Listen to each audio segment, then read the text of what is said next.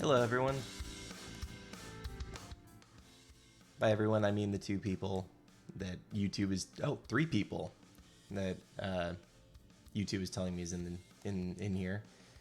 Nintendo 101. Hello. I apologize to anyone who this might not be working very well for. I'm not sure if this is actually going to work. I'm having a ton of internet issues right now, and I don't really know why. Typically, we have some pretty good internet, but we also just moved, so I don't know. This is my first time streaming in our new place, so this might not work out. So if anyone is experiencing some major lag on my end, just let me know, and then we might just need to shelf this until I can actually get some solid internet going over here. But we're gonna give it a shot anyway. So today we're gonna be playing Spark the Electric Jester 2, and for those who may not know, Spark 2 is made by a fella named Lake Feppard, who actually comes from the Sonic scene. He made a couple of fan games some of you may have heard of called Sonic Before and After the sequel. And he's also responsible for the hedge physics engine in Unity, off which Bumper Engine is built, and tons of Sonic fan games have been made from it. And actually, this game as well runs on hedge physics. So he created this engine that, kind of replicates Sonic physics in order to be able to make his own commercial product off of it. So that's actually pretty cool. And I'm actually kind of pleasantly surprised that you guys decided that this is the game that we're going to be playing instead of Sonic CD. I was like, maybe I should stream. And I was like, maybe I should stream Sonic CD, but I don't really want to play Sonic CD all that much. So I decided to just kind of throw a poll up and see if people would want Sonic CD or Spark 2. And I was very pleasantly surprised that Spark 2 ended up kind of beating out Sonic CD, because that was a game that I much rather would have played today. So let's go ahead and give this a shot. Again, this may come crashing down. So, but you never know. We'll give it the old college try though.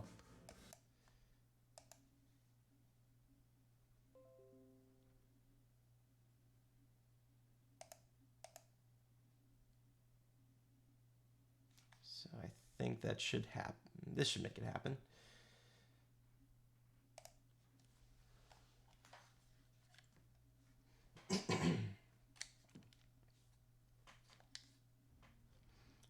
And it's also really impressive that pretty much this entire game was just made by Lake Feppard. So one guy, with, probably some help here and there, developed this entire game. That is extremely impressive to me. I have a lot of respect for Lake and for his projects. I wouldn't say that I would consider Spark 1 to be, super high up on the list for me personally. I think that the levels went on a little bit too long. But Spark 2 definitely does a lot of stuff that I like. A lot of people have kind of called it Sonic Adventure-like, myself included. And I think that that's definitely a good thing for me personally. I'm a big fan of the adventure formula in the Sonic games, and this one definitely takes a lot of inspiration from that. But it does enough to make it its own thing. So if you have played a Sonic Adventure game, you'll probably be at home with the mechanics, but there's still a little bit of a learning curve to it, because there's little things here and there that are definitely different.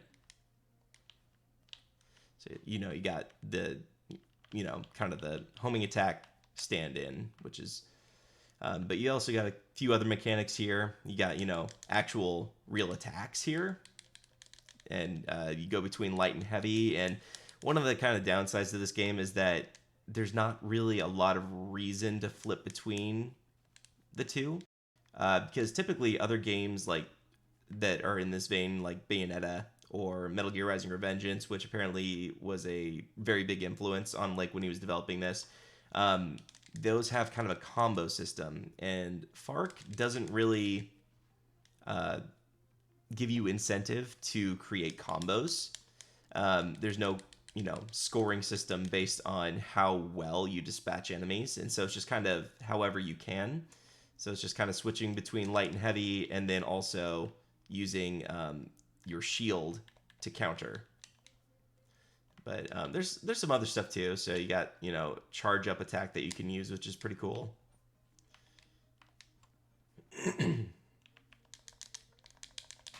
But yeah, as you can see, it's not the deepest, but it is kind of cool to it's kind of cool to see a little bit of a different take on something that you might find familiar. Oops.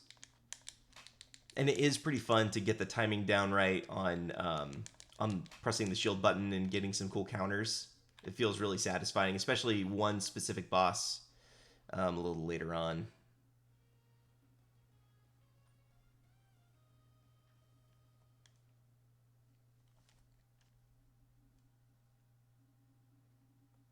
Heard a lot about this game, but this is the first time I've ever seen gameplay of it. You should definitely give it a shot. It's on Steam. It's for about $20, it looks like right now, but I think that it tends to go on sale every now and then. So it's definitely worth checking out. But it feels really satisfying. So if you've ever played around with hedge physics, or if you've ever played a Sonic fan game that was built in it, it feels very, very intuitive, very solid. Not too floaty. Every movement that you feels very, very solid.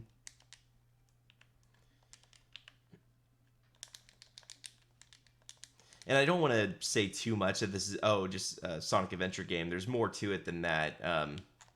There's a lot differentiating it here, like the emphasis on attacking versus just kind of like moving on. You can play it kind of like a third-person action battle game, or you can play it like a Sonic game. And the way the level design works, it tends to incentivize playing it like a Sonic game, but just having the combat elements there give it just enough of its own thing that it doesn't feel like it's just ripping off Sonic. It definitely feels like its own thing. And again, it's just so solidly built that you just appreciate it. Feels good to play. And then there are these weak enemies that if the word weak appears next to them, then you can use, kind of Fark's stand in for the homing attack to instantly take him out. Yep. It's been a while since I played, so my timing is definitely not as good as it was when I was playing it a lot for my review a while back. And I'm also playing on hard, where before I believe I played on normal. So I might die a few times, especially towards the end. Things get a little spammy towards the end as far as enemy placement and projectiles. They get a little trigger happy towards the end. Glad to see you again. Yeah, thanks, Gonzalo. I appreciate it. Yeah, nope, I don't tend to do this. I tend to not spend as much time on the channel nowadays.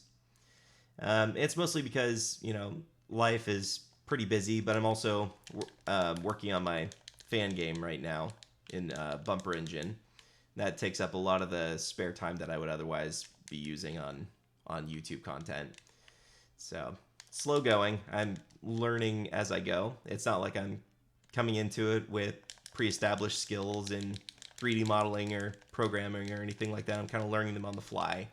So, it's definitely not going as quickly as it would if someone a little more seasoned were working on it. But I really, my goal is to try and have something playable by Sage this year, which just got announced.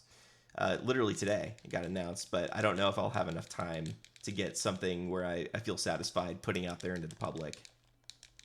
But we'll see. I'm not going to say it's impossible, but I also don't want to get people's hopes up if they're really wanting to check out Project Misty Flip in a playable state. But I am working on a prototype level right now, straight up completely original prototype level. It's slow going, and it's not going to be feature complete. I've kind of run into um, a few walls on pretty much every facet of development right now, both on the programming side and on kind of my own uh, limited knowledge of how to model. I'm trying to figure out right now how to make textures that, not even textures, it's hard to explain. So, in order to create textures for 3D models, you have to create these things called UV maps, which is basically assigning a spatial location dedicated to a specific texture to specific pieces of geometry.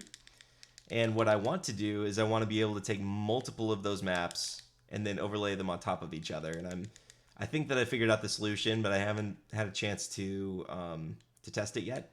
But for some reason, I'm sure that this is a super easy answer for people who know how to do it. But for some reason, for me, it's causing me no end of grief.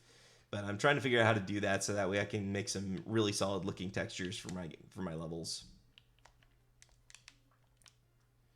Would you please consider making videos about your fan games? I definitely want to do that. I want to get it more or less. I want to get Sonic's mechanics complete. So there's a couple of more things that I really need to do. For instance, underwater is something that I'm currently working on. I'm having a little bit of an issue with. I've got a really cool, what I think is a really cool mechanic that I don't see many, if any, Sonic games do. But I haven't quite gotten it so when he's underwater, his physics change yet. And whenever I do, the physics changes apply themselves after he gets out of the water. Again, this is, I'm sure, something that's super easy to solve. But even though I'm doing what I think should make it so it only happens when he's under the surface of the water, it carries over. But I think that I'll figure it out. I think that it's only a matter of time for pretty much anything. I've made so much progress just as far as my own knowledge goes over the course of the last several weeks and probably a month and a half actually, that I think it's just only a matter of time before I figure out these issues. But the issue is I'm not really connected with too many people who are super knowledgeable about this. I've reached out in a Discord or two and on Twitter, but there's not a lot someone can do, especially when their skill level is so much higher than mine. I just may not be at a place where I can quite understand the logic behind some of the stuff, but I'm getting there. I'm trying to. Galactic Lich, hello.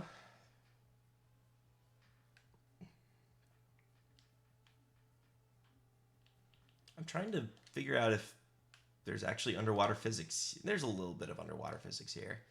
It's not significant, but I think it's interesting. I think this is the only level in this game with water. And it's a little... It's more of a... what I feel is kind of a set piece, more so than an actual game mechanic. Because Fark is a robot, he doesn't need to breathe, so you're not in danger of running out of air down here. And the physics themselves, they just make him a little bit floatier, but there's not really much else from a gameplay perspective this is affecting. I think it's just kind of more of an ambiance type of thing. But I can't emphasize enough how good it feels to control Fark. It definitely feels adventure-esque. Definitely in a good way. I'm wondering why he put a checkpoint here specifically, because as soon as you get out, you're at the end of the level. Maybe there's like a secret area right towards here that I just don't know about. This is the other facet of Fark 2. You can find different weapons that you can equip, and then you can change with the D-pad, or theoretically. There we go. And they don't factor in too much. They just kind of increase your damage output, which is great. But there's a couple of things in here that I wouldn't say were fully fleshed out. And I think that Lake has also said that he may not be bringing back um, alternate weapons in the next one, if I remember right from a stream he did. But I think that there's definitely some cool stuff that can be done with it. I'm also going to be skipping most of these cutscenes. The story's not super intricate and involved, but for those who want a reason to check this out, besides just kind of getting a really good gameplay experience, I'm not gonna ruin that for people. Whoop. Also, I really want to shout out. I believe his name is Andy Tunstall, who did the soundtrack for this game. He also did music for Sonic before and after the sequel, and he's a phenomenal composer. Perfect. I love the little kind of butt rock lyrics that go on in the background here too, just like very kind of Crush 40 style. That went way easier on hard than it did when I was playing it on easy the other day. Or not the other day, but when I reviewed it. Yeah, sorry, Galactic. It's super... I have no idea what's going on with my internet. It's typically great, but right now it's just awful. So if it gets too bad, yeah.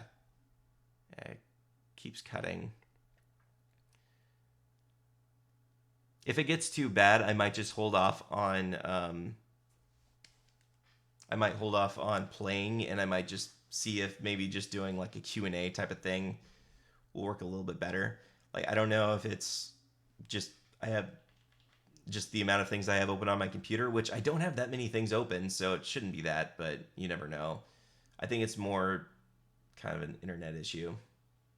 So yeah, I'll give it another. I'll get through this level, and let me know if it's still laggy by the time that I get done with this level. And if it is, we'll switch gears. I might just do it like a Q&A thing. We can talk some design philosophy for levels and Sonic related stuff or non-Sonic related stuff. It's kind of let you guys determine the pace.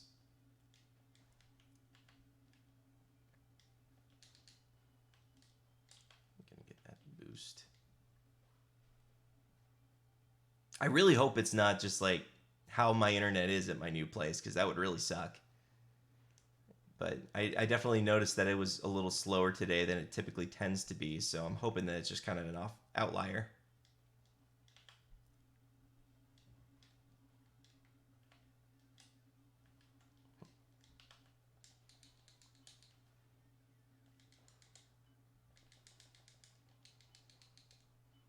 Trying to remember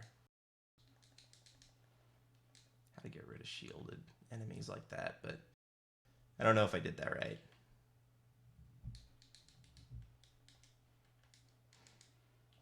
Yeah, this game is not deep by any stretch of the imagination, but it definitely is just really entertaining. Doesn't outstay its welcome. It just kind of does what it does, and it's just it's a fun ride for while you play it. Oh boy. Oh, there we go.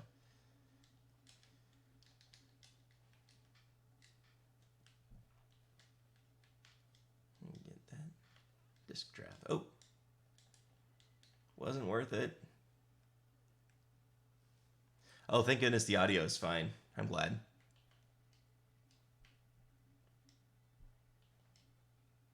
I was just spitting a lot of words out there and they were incoherent. That would not be fun. Oh. Looks like we're going to go a little edgy to hedgy.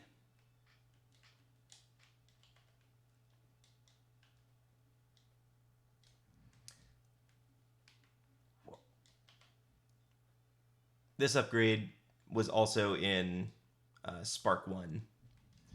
And it was called Edgy Jester. It's also called Edgy Jester here too, but there's also a character named Edgy Jester. So, just a few logistical things here and there.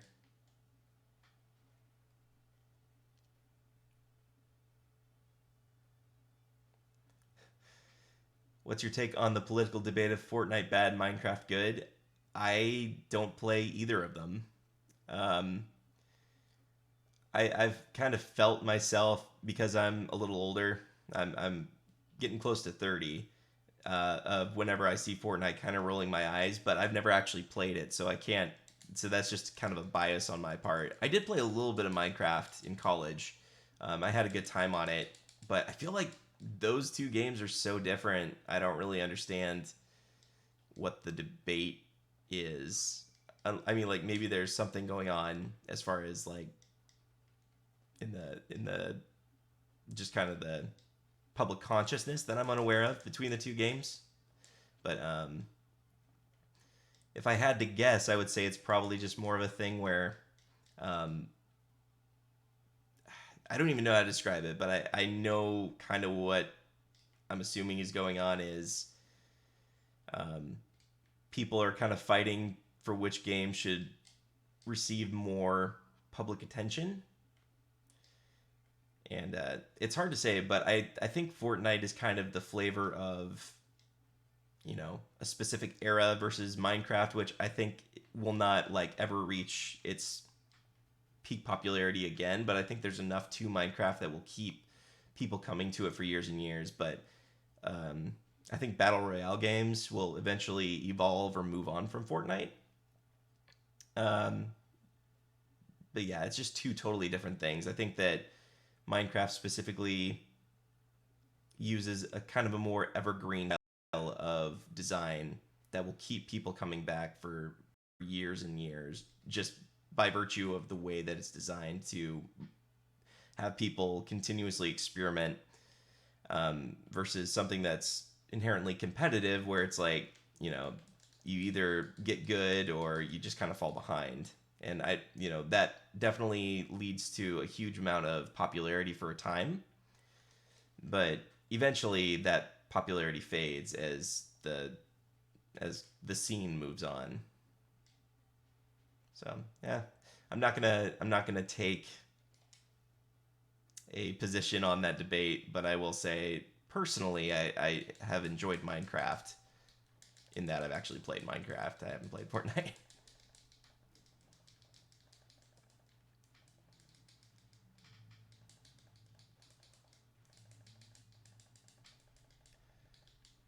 Honestly, Fortnite is extremely overrated. I've heard people say that, but yeah, can't say.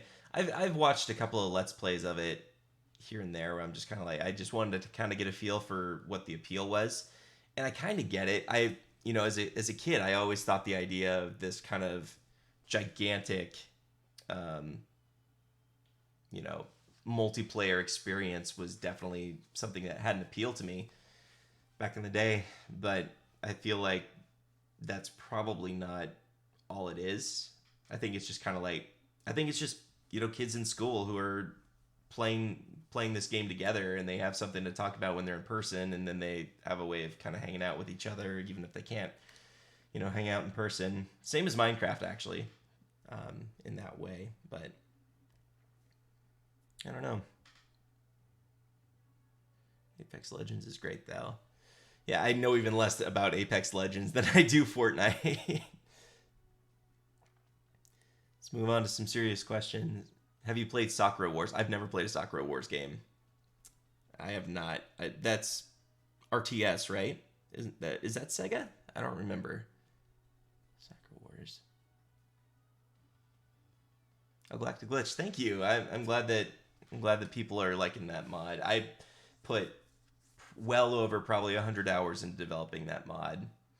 Um, and I personally only play Generations with it at this point, just because I don't know it. I feel like it takes something that I really like in order to um, both make it and feel satisfied by it.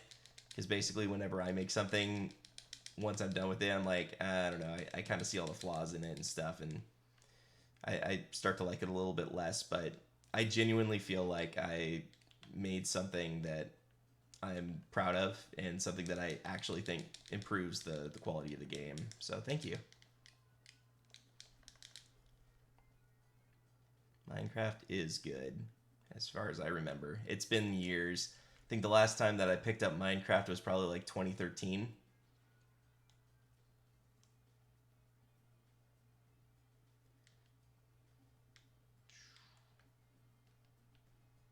the music in this game is great. I absolutely love this music. It's just kind of like everything fits. Like, you know, this specific song feels a little bit quieter, a little bit more methodical, which I feel like makes a little more sense because there's a lot more platforming based challenge in this level versus the previous ones.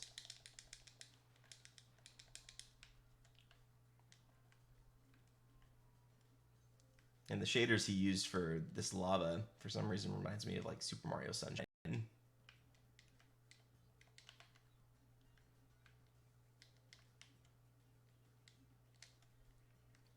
I've said this in another stream too, but I have a real hard time talking and playing games that are really involved. So if I end up saying things that don't form cohesive sentences, or if I stop and start a sentence multiple times, it's because I'm struggling. And so I apologize in advance. Because I like being articulate. I like being able to say things in an intricate way and being able to get my my thoughts across in a way that sounds semi-intelligent. So I always feel awkward about that, so I apologize.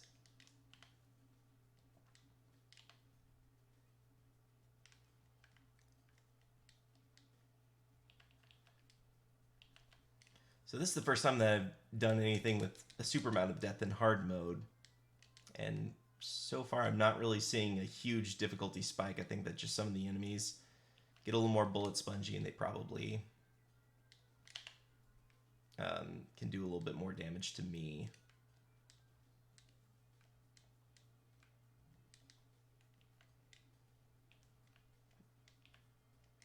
Oop.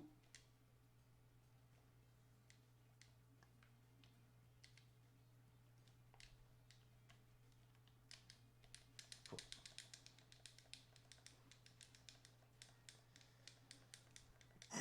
Yeah, if I had one thing that I would really say could have improved this game significantly is that if there was a little bit more incentive between for switching between different weapons. And I know that the drawback to that is that since you find these weapons in stages and you can lose them if you die enough times, you have to make sure that the player is able to complete the stage even if they don't have a specific ability. But the trade-off is that there's really no incentive to use any specific one over another, at least as far as I can tell. I'm sure that there's some specific benefits and detriments to each one, but it makes so little of a difference in actual gameplay, which is kind of spammy, that you just kind of forget. Because there's not a single boss that you can't defeat by just spamming the weak and heavy attacks and then just knowing exactly when to dodge. And so I think that there could have been a little bit more polish there. Ooh.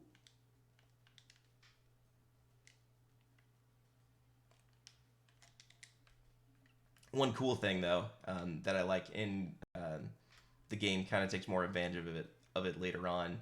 Oh, and right here actually is that dodging is not just for combat, but when you see something that's clearly blocking your path, you can perfect time dodges and it'll get you through them. It's kind of a little clever way to keep you engaged even during speed sections. Very clever.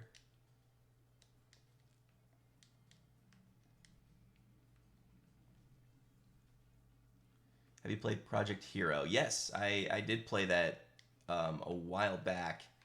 Really like it. Really like how Sonic feels.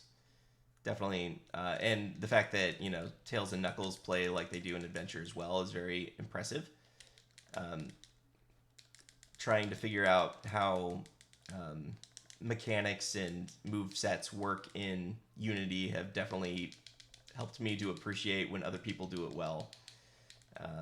I think that it's going to be really cool, but I haven't heard much about it for probably about a year, so I'm curious if it's still going. Does anyone know if it's still going? Why do we cook bacon yet bake cookies?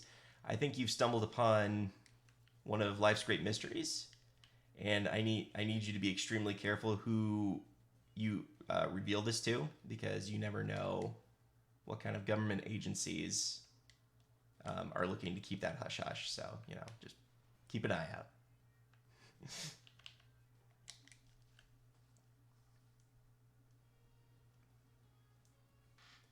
Kazi, what do you think? What do you think this would be a good framework with the Sonic game? This is a good framework for a Sonic game because it's built with hedge physics. So I can say for sure that it's a great match for Sonic. I don't know if the combat aspect necessarily lends itself well to Sonic, or at least, there's been combat in Sonic games, obviously, to limited extents with Knuckles, and then with the Werehog and Unleashed. And I guess Rise of Lyric, which I haven't played enough to be able to analyze super intricately. But yeah, no, it definitely is a good fit for Sonic.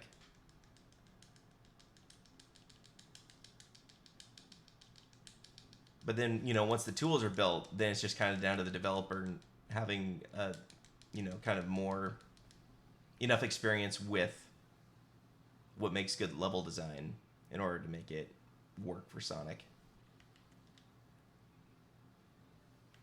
Oops. I can't tell if I was actually getting hit or not. That's a hit. Oh boy.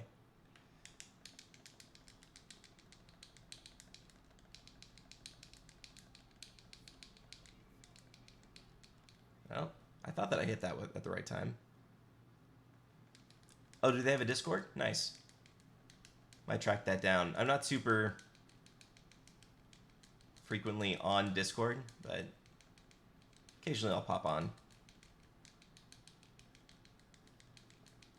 Besides Sonic and Knuckles, probably Silver. Silver is definitely up there for me as far as characters. But it's weird. It's kind of like I kind of like his archetype more so than the character itself, because the character has been kind of inconsistent. But I do like his depiction in 06, and I do like his depiction by Ian Flynn. But yeah, it really is hard to tell though when what his character really is, because sometimes it can be a couple of different things.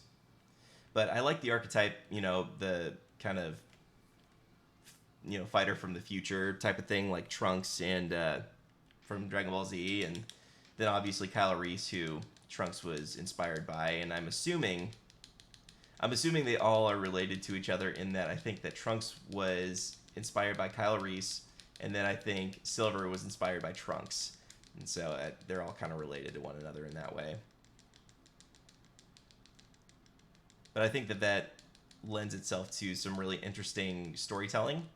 That the IDW, or I can't remember if it was IDW or if it was Archie Silver, that kind of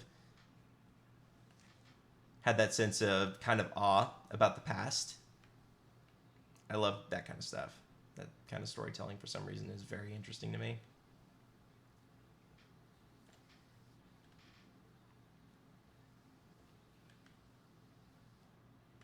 Come on. I'm not going to die to you again.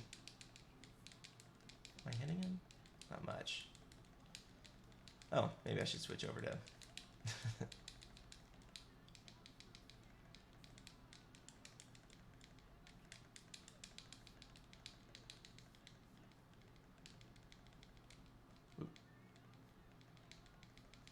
There we go.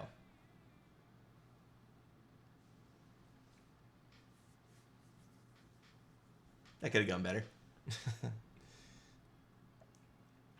Yeah, I think I will, Gonzalo. I'll definitely check out the Discord. I'm not sure if I'll join it or not, but I might take a look and see what the updates are.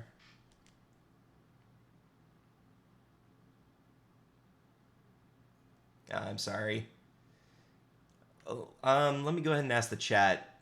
What do you think we should do? Should we continue playing the game, or should we just kind of like do a weird Q&A thing?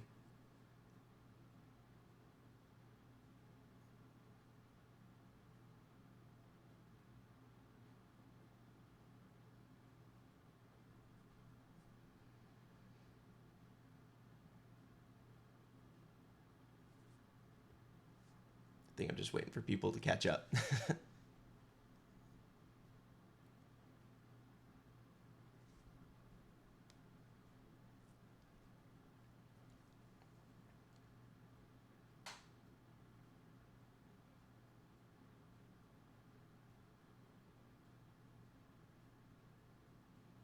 The benefits to a Q&A would definitely be that I would be able to articulate my answers a little bit better. So I might be a little more coherent.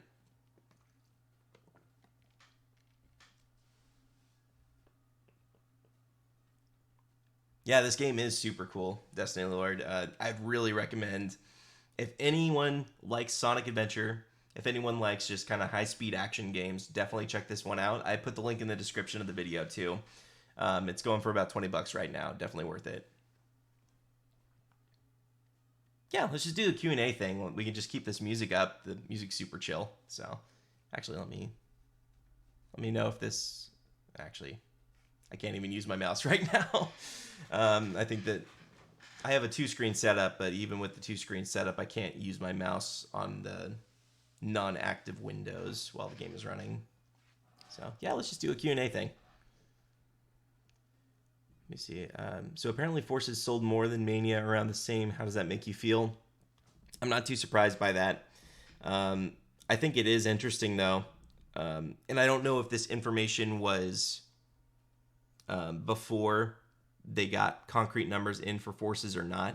But I remember during that period of time, I actually looked at Sega's financial returns, and they specifically named Mania as a huge financial boost for them, but they didn't mention Forces. That said, Mania had already been out for a while, so Mania probably wasn't, Forces probably just wasn't tallied yet. But I'm not too surprised. Forces was kind of like the big Sonic game of that year.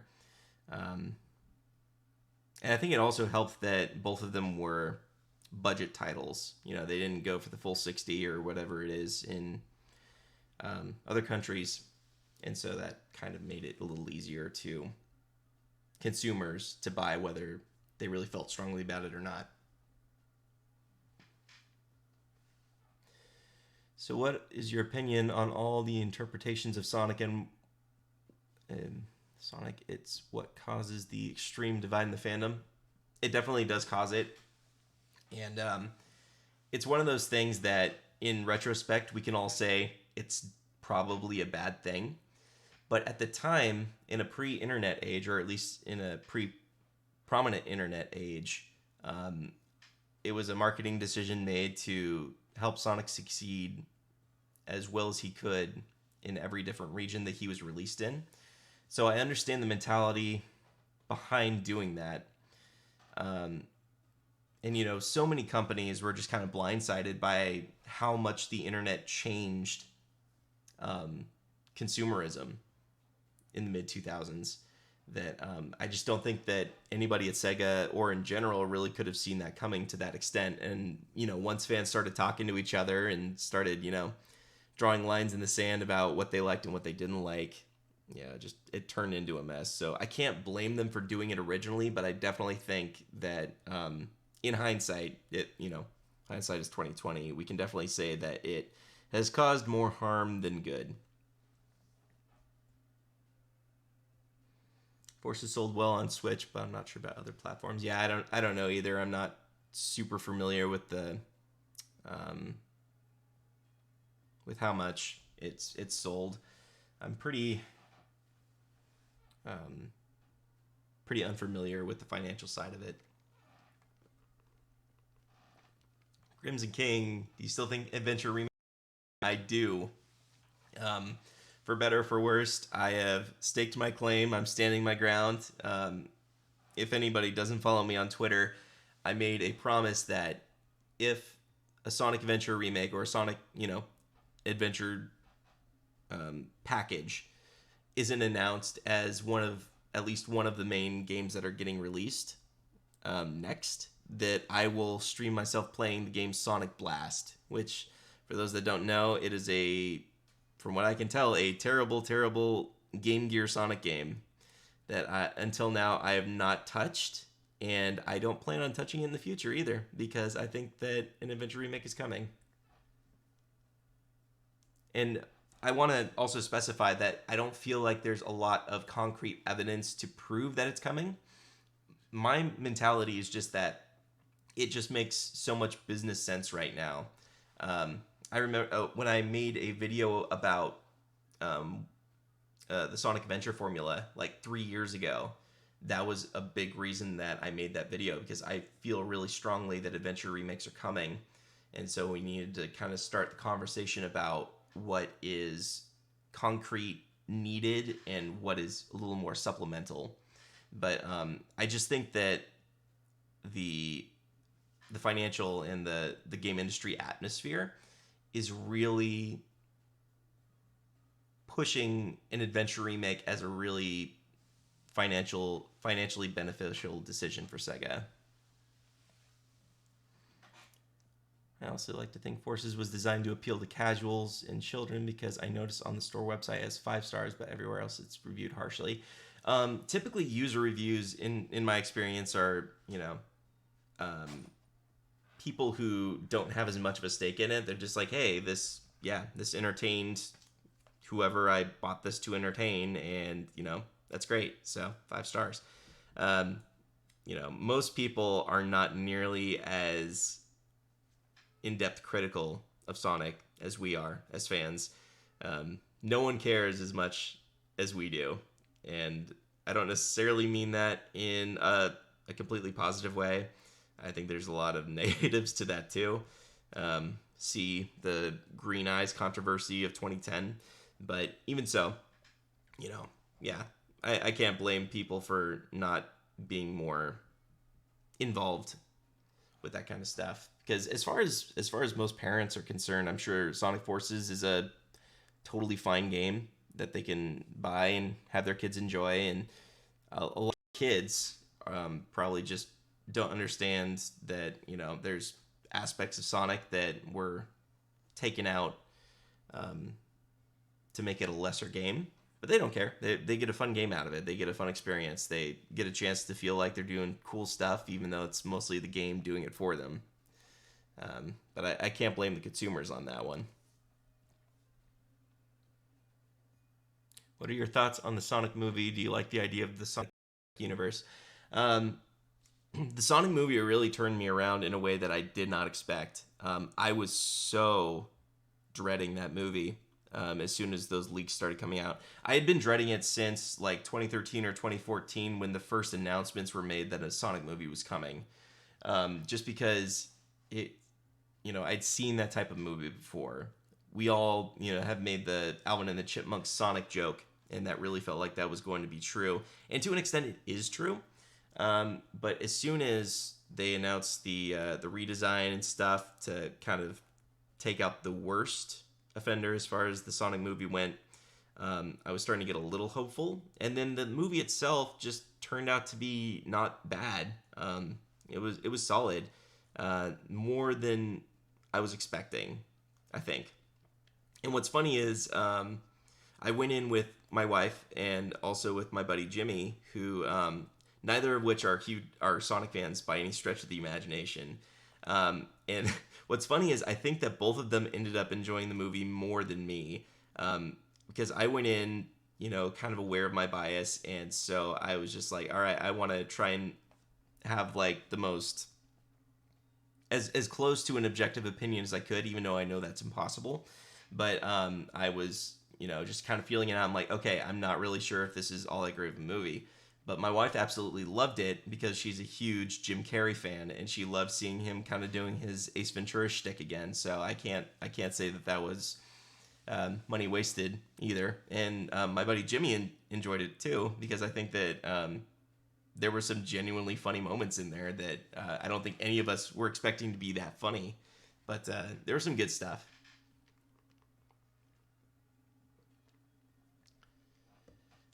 Aside from racing and sports titles and the like, what would you look for in a Sonic series spinoff? I wouldn't mind seeing another attempt at an RPG.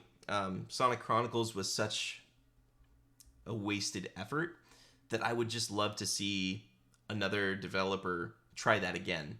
Um, again, nothing super huge, but I would love to see something like that. And another thing that I've always wanted to see happen, and then I just think that it's a perfect fit. I want to see a Team Chaotix point and click detective adventure game. I think that that would be hilarious. Like, make it like, I don't know, Sonic is falsely accused of something, and the Chaotix have to somehow figure out how to prove him innocent. I think that that could lead to some super hilarious character interactions. That would be great. Honestly, the movie so genuinely surprised me. Even after the redesign, I was expecting a very mediocre cash grab that would scream, "What's up, fellow kids?"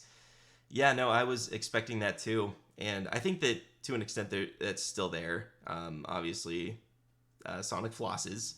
Um, two times too many. Was it two? Yeah, he flosses twice in that movie, which, sucks. There's just way too much. There was way too much pandering for it, but it's the nature of the beast, too. Paramount wanted a family cash grab movie. Sonic fit the bill, and the Sonic movie ended up being that. The fact that it transcends that a little bit, I kind of see as a miracle, and I'm just glad that it wasn't bad. I would say personally, I would say that it's just slightly better than mediocre, um, just because I think that the nature of that type of movie setup is a little contrived. The idea of like, what if this character was in our world?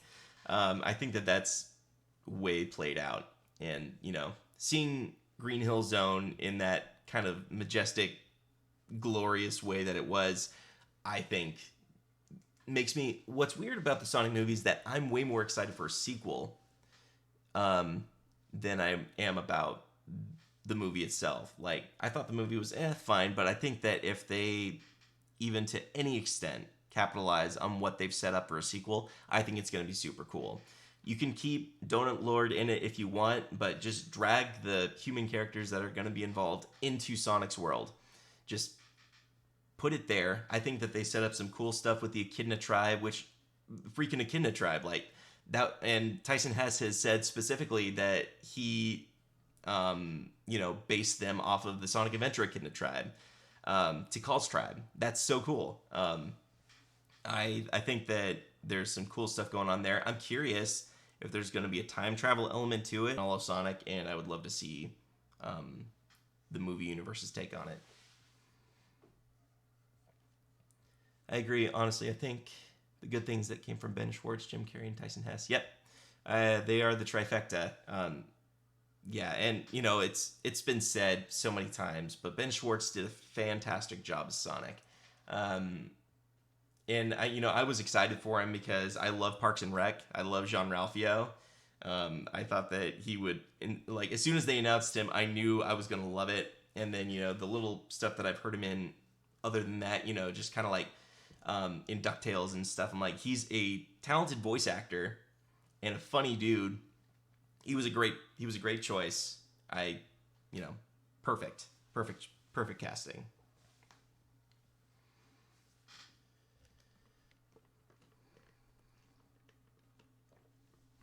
It is currently, what time is it? It is currently 7:02, and I'm still drinking coffee. This is probably a poor choice on my part, but whatevs.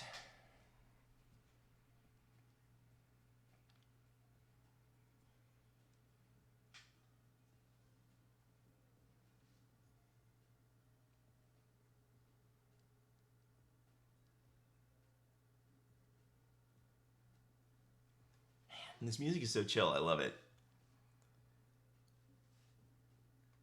Let's see. Thoughts on Sonic and Co.'s current vocal lineup? I think that they're fine. Um, it's hard for me to say. There's never been a cast where I've been totally happy with how every single character is depicted, but I still, I don't have the hatred for any given set of characters in any of the vocal lineups. Like, think Roger Craig Smith gets way too much undue hate. Um, and I've been in this fandom for a long time. I remember seeing the exact same hate for Jason Griffith as well. And people like to say, oh, uh, he was, just as good a Sonic as Ryan Drummond. Um, if you've been around the fan base at that time, just as much hate was thrown at Jason Griffith for the entirety of his run. People were genuinely excited when Roger Craig Smith was announced or when he was kind of leaked because, there was this weird thing where, like, we knew that there was going to be a new vocal cast. And then a couple of things, I think, like from a roller coaster, from a hotel with him as Sonic was released. And that was kind of like the first time that any of us heard Roger Craig Smith. There was some genuine excitement for the new voice cast to come in because the 4Kids cast had been there for so long. And it's just, it's people growing up with characters. It's people being excited for the new or dreading the new. And it really just kind of depends on where you're at in life when that happens. And so I definitely think that the hate is way overblown. I think that Roger Craig Smith is fine. I think that the current writing of the games, I'm not a big fan of. But I know that he's a talented enough voice actor that if he was given good lines to read, he would do a great job. Because, he's been in like Assassin's Creed and Batman, and no one complains about those. He's a perfectly serviceable voice actor. And I would just love to see him get a fair shake at some solid Sonic story writing. The only, right now, I think in the voice cast, the only one that I'm not super wild about is probably Shadow. I think that, and again, I don't think that it's the voice actor himself. I think that it's just how the character is being depicted, where he's kind of like he's supposed to be a parody of an edgy character. And I think that in Sonic Boom, we saw that kind of happen, where he's been a parody of himself basically since Shadow the Hedgehog, let's be honest. But there have been moments, post Shadow the Hedgehog where he's had some really good moments, Sonic 06 specifically. But I think that if the vocal direction tells a voice actor to say, oh, this character is edgy, I think that it instantly goes to parody. And I don't necessarily think that that's the right way to go. I think that there's, archetypes that you can associate with the character. Like Jason Griffith's Shadow, David Humphrey, I think, is the best Shadow voice personally. But Jason Griffith did him fine. But again, you could already kind of see the path of the character's voice slowly but surely kind of going into the way of angsty anti-hero. And that's been there for a while. But besides that, I really don't have any issues with the current voice cast or with any of the voice cast. Just kind of like personal preferences, and that's it. I rambled on for that one for a while, so I need to figure out where I'm at in this list. Let's see.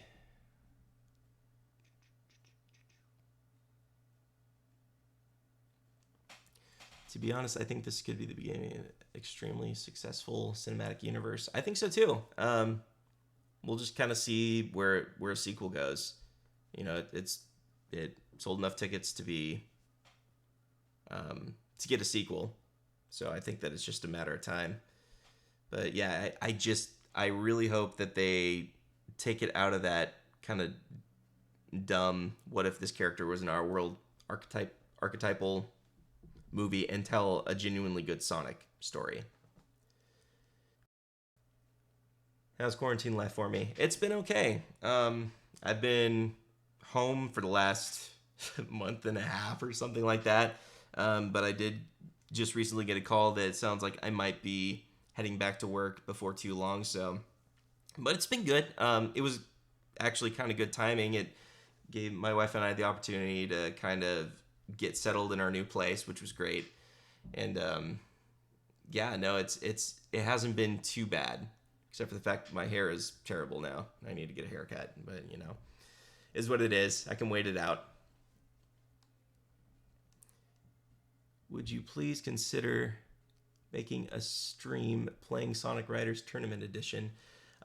What What platforms are those for? Because a lot of my older consoles are packed away. And unless there's a PC one, I'm not really sure if I'm gonna be able to dig all that stuff out. It's now that I've started doing this on my PC, I don't know if I ever want to go back to trying to stream from consoles anymore because that setup is such a pain. I only tried streaming from console once, and I was having so much trouble with the audio because I have to do it with my Mac versus my PC that I just kind of gave up on that. And so really the only time that I record footage from consoles is if I need footage for a video, a pre-recorded video. But I remember really liking writers involved with the current Sonic games because again, I think that all of it just stems from this is the kind of game that we intend to make. Please do whatever you can to fulfill our vision, and I think that that applies to Pontac and Graph too. I think that they come into these games, they're told to go for a very specific tone, and they do it. And Sonic Team or Sega are just like, yes, that's exactly what we want, and they go with it. And so, I wouldn't say Pontac and Graph have made anything near my favorite writing in the Sonic series, but I also don't want to put the blame on them either. I think that Sega is a corporation. There's a lot of different moving parts. There's a lot of approvals that need to go both up and down in a corporate environment like that. And so the resulting games that we get from that are not because of one specific person's bad decisions. It's a bunch of not great decisions that compound on each other over the course of time. And it sucks, but that's just kind of the way that corporations work, and it leads to compromised products. Good companies that are able to put out really great products despite that, like Nintendo, they're the outliers. They are the exceptions to the rule. Sega is definitely more the rule personified, if that makes any sense.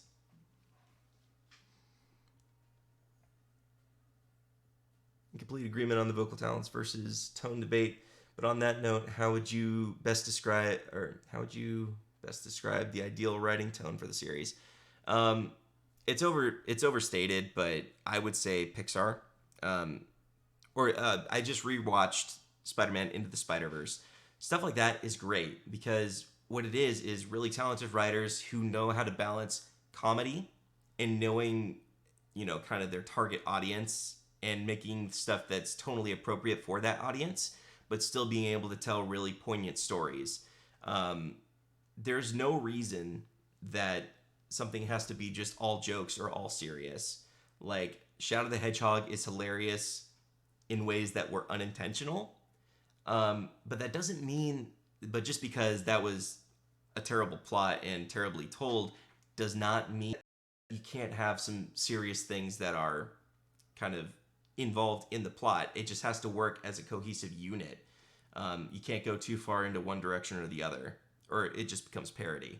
But I think that, yeah, Spider-Man Into the Spider-Verse is kind of like the most immediate thing that comes to my head just because I saw it most recently. I think that we could see something like that really, really do well for the series. Because all I want is good storytelling. I don't really care so much where they decide to go with the tone, just as long as it's well told and it feels like it fits. Roger sounded great in that OKKO crossover. Perfectly reminded me of Julia White. Yeah, no, that's the thing. I think that vocal direction is a huge deciding factor on where a vocal performance goes. Because I think that in the Sonic Boom show, the entire cast sounded kind of better than they do in the games. Exact same cast, but the only difference is I think that just kind of the directors and the writing. So it's not on the actors. I think that fantastic actors are able to, they're able to transcend writing sometimes, um, but that's not always the case. And sometimes you just have what you have, and you got to work with what you got. And I think that for the most part, the current vocal cast have done that to the best of their ability. Use an emulator. I is there any good? So so which console is Tournament Edition on? Was it on GameCube or Xbox, or was it on all of those platforms? And if so, what would be the best to play? There's so much corporate meddling with not just even Sega, but the entire gaming industry in Hollywood. Yep, nope. I mean, corporate organizations like that, obviously there's cultural differences in different countries. Like corporations in Japan are obviously different than those in the US, but the broader strokes of them are the same, where you have, an assignment that's given to you. Let's keep it to video games and other creative endeavors like movies and stuff like that. You have an assignment that's given to you. You give it to the creators who are kind of at the bottom of the pyramid, that then submit it to their boss, and that boss either sends back changes or puts it up to their boss, and then that boss gives it their changes. There's just so many different checkpoints in the submission system of any corporate environment, and so many different opinions of corporate types who aren't necessarily creatives themselves, but they are in positions of supervisory positions of the creatives, that you just get so many decisions that on their own they don't feel like they're going to break something, but when you get like two or three of those decisions all in one, it causes what we saw in the original Sonic design of the Sonic movie. It's just death by a thousand cuts, if that makes any sense. Studio arrogance really does kill movies. Yeah, I think that it's well enough documented to be able to say that for sure. And so I, with a corporation, it's kind of like a necessary evil to have that kind of oversight, because if you have just pure creative output with no oversight, you can often lead your company into some sort of controversy, which then would cost them money. And so there are these built-in redundancies into the corporate system that protect them, in theory, from bigger money-losing situations. But the problem is sometimes that just chokes the life out of true creative endeavors, and it's frustrating. It really is. But there's not really much you can do about that unless you completely overhaul it, or unless you just totally focus your vision on independent creators.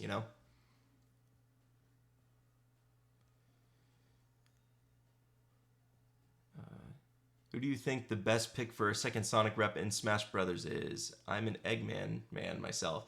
That's a tough one. If Shadow just feels like an obvious answer, just because the Echo Fighters that are already there, it would be just so easy to do. Um, but I feel like it would probably have to be either Tails or Knuckles, just because when Smash Bros chooses a character, I feel like they have to represent a huge swath of that franchise, and I don't think that there's any other characters besides Tails and Knuckles that could really carry that. If this was a different era, if we were back in the Brawl era and there was a choice, I would say maybe Blaze would have made it in, because Sonic Rush was such a big deal at that time. But even though Blaze is still a fan favorite, I still love Blaze. Her star has kind of fallen along with the rest of most of the ancillary cast of the series. And so I think it would probably have to be either Tails or Knuckles, if we're talking realistic. Eggman would be cool, though. I wouldn't mind seeing that, but I'm not really sure what his movement set would be unless they put him back into his Egg Walker. That would be interesting. That would be interesting.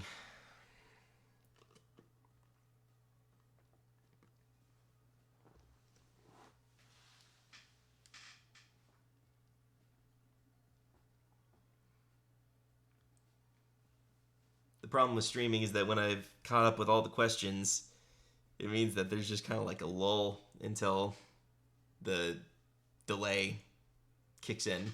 It saddens me how little Sonic representation is in Ultimate. Yeah, and I feel like they knew what they were doing when they did that initial trailer and they showed Shadow for a brief second, got everybody excited, and then it was just like assist trophy. I'm like, not again. Why do you have to do this to me? I found myself weirdly excited and weirdly disappointed that Shadow wasn't in Ultimate. And I'm not a huge Shadow fan anymore. I used to be long time ago, like, around the time of Heroes and around the time of Shadow the Hedgehog. Since then, I've kind of not liked him as much, but for some reason, seeing him in that would have been exciting.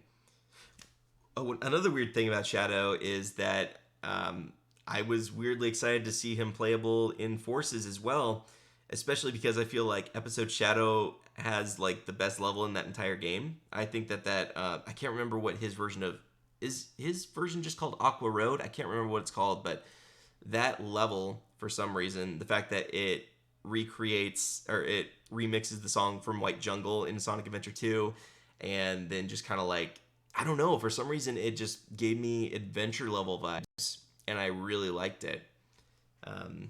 It's definitely my favorite level in Forces.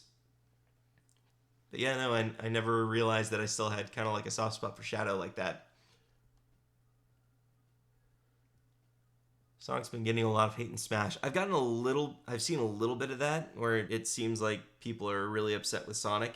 And what's weird is that I don't play as Sonic when I play Ultimate. I didn't play him too much after a while in Brawl either, because a lot of people complain that his Ultimate Smash, at least in Brawl, I'm so out of the current conversation when it comes to Smash Bros, but at least in Brawl, people always complained that his final Smash was overpowered. And to them I say, okay, so basically Supersonic in Brawl is Pikachu's final Smash, except for his hitbox is smaller and he's harder to control. So I don't really understand why that was. And then also the fact that Sonic himself, as a regular fighter, he does not hit hard. He can hit fast, and you can, get some great juggles, and you can get some great combos, but the thing is, he does not hit very hard. It's really hard to get a smash with Sonic. And so I think that kind of balances it out. So I've never really understood the hate for Sonic in the Smash games, specifically because I'm not a huge fan of playing as him in Smash for those reasons. In Brawl, I always mained Snake. I love Snake in Brawl. And I tried to get into him in Ultimate too, but I was realizing that it was really, really hard to do. And I don't know if a lot has changed with Snake between Brawl and Ultimate, but I just realized that his lack of combo potential really was hampering me. And so I ended up switching over to Kirby, who has like infinite combo possibilities. And I don't spam Kirby, I promise. I don't just use his up B all the time. I genuinely only just use his regular A attacks, and that's more than enough to get me by. Let's see. This reminds me of Avi Arad and Spider-Man 3 and the Ultimate Spider-Man 2. Like, if it weren't for him, those movies probably would have been much better. There needs to be a balance to these things. I feel like it helps if you manage to find someone in a corporate position who understands the brand that they're managing, or at the very least trust the creatives to a point where they're able to create genuine things. Because I think a lot of this comes from, and I think that back in 2014, some of those leaked emails and stuff, you saw these corporate people that had no idea what they were doing with these creative endeavors. They're just, in money-making mode. They really don't care about the quality of the product. And that is the death knell of any creative endeavor inside a corporate system. But Avi Arad definitely is a great example of a producer. And I would say, what's his name? The other guy. Is it just Avi Arad that oversees all of Marvel stuff? I feel like there was someone else too, but having someone who has such an intimate understanding of the brand that they are overseeing helps them to better guide and navigate the people between them and the creators to make more cohesive things. I think that every single IP deserves to have someone who actually cares about the IP at the very top. Because, idea guys and, middle management, they're a dime a dozen. You can get people who understand the business side of things anywhere. There's plenty of them out there. But to find someone who has both the business sense and the understanding of the creative to be able to do something like the Marvel Cinematic Universe, that is exceedingly rare. And that's why you see so many of these brands fail when it comes to creating Hollywood adaptations or any adaptation from another medium.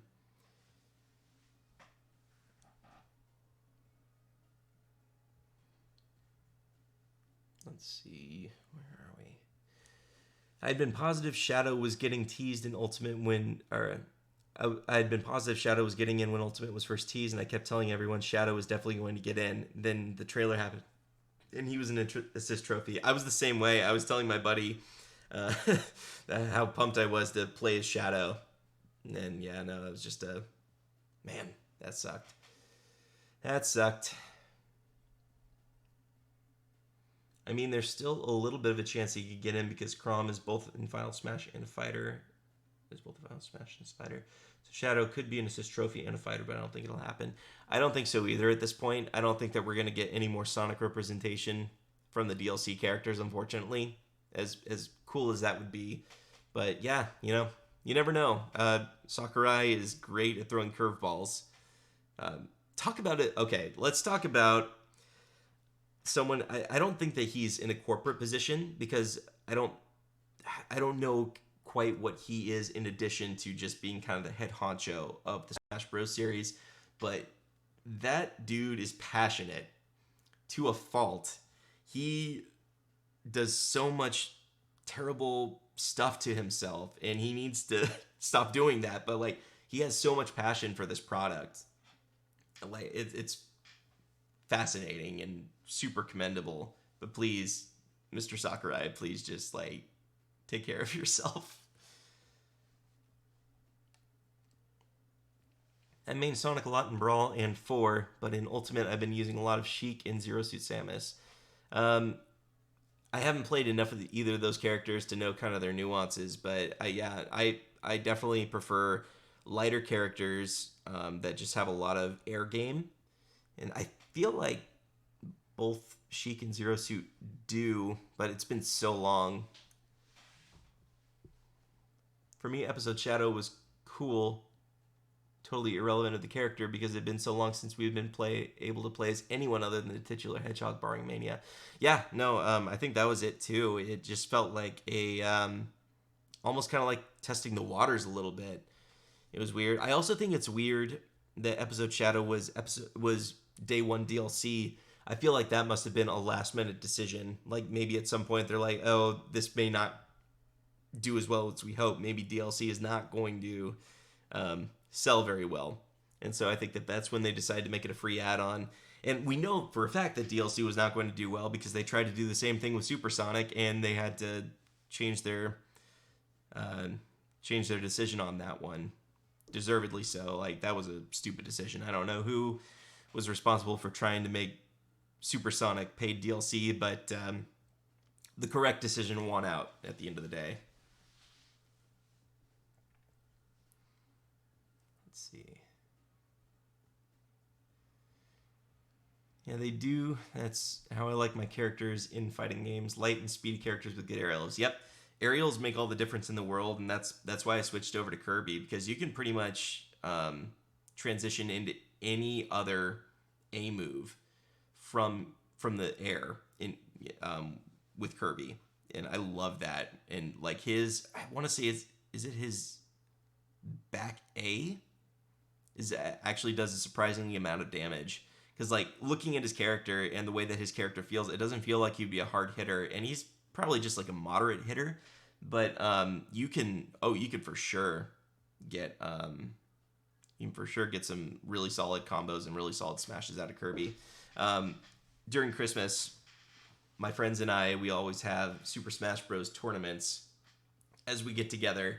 And this last year, I actually won, and with Kirby, and I had not won one of those before. But it also was probably because um, the reigning champion wasn't able to make it that night, and so I think I still probably would have beat him. I was feeling really on top of my game at the time, but there were a couple of heavy hitters that were usually in our tournaments weren't able to make it for that.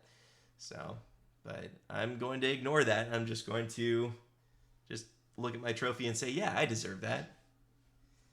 I'll probably have to in September and October. I'll probably start training again because I want to try and hold my title again this next year and prove to people it wasn't a fluke.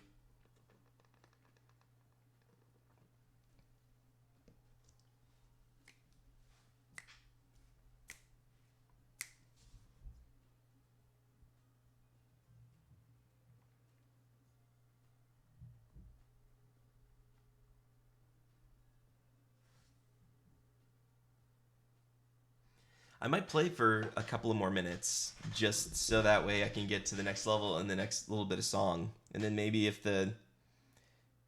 maybe if for whatever reason it decides to stream better, we can keep going. But in the meantime, I just want to have something to do and something to show you guys during the lulls.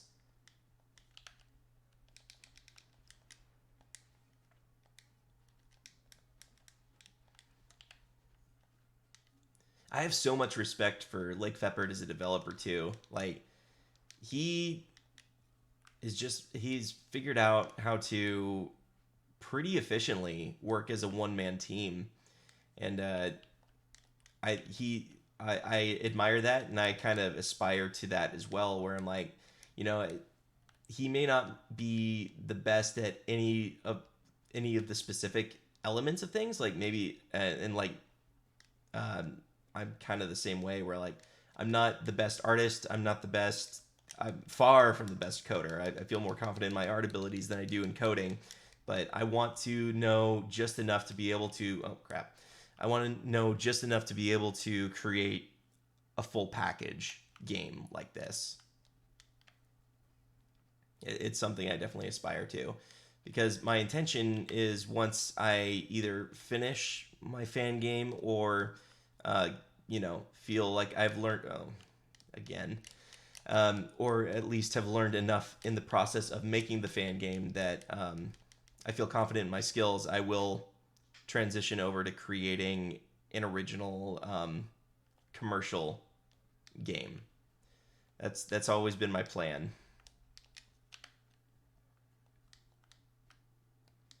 Any characters in general you're feeling for a second fighter pass? Not specifically. Crash Bandicoot has been one that I think a lot of people have been wanting to see for a long time, and I'm not completely convinced that we won't see them.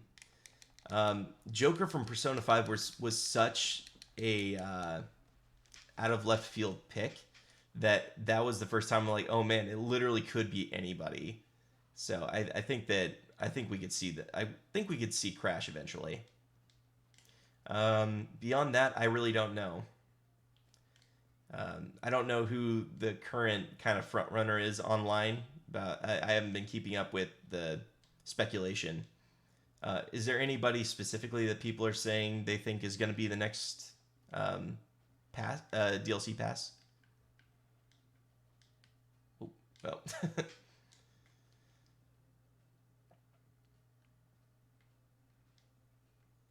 Where am I? There we go. Is that the way? Sometimes checkpoints will not put the camera, or will not orient the camera in a way that makes it make sense where you're supposed to go next. I think this is the right way.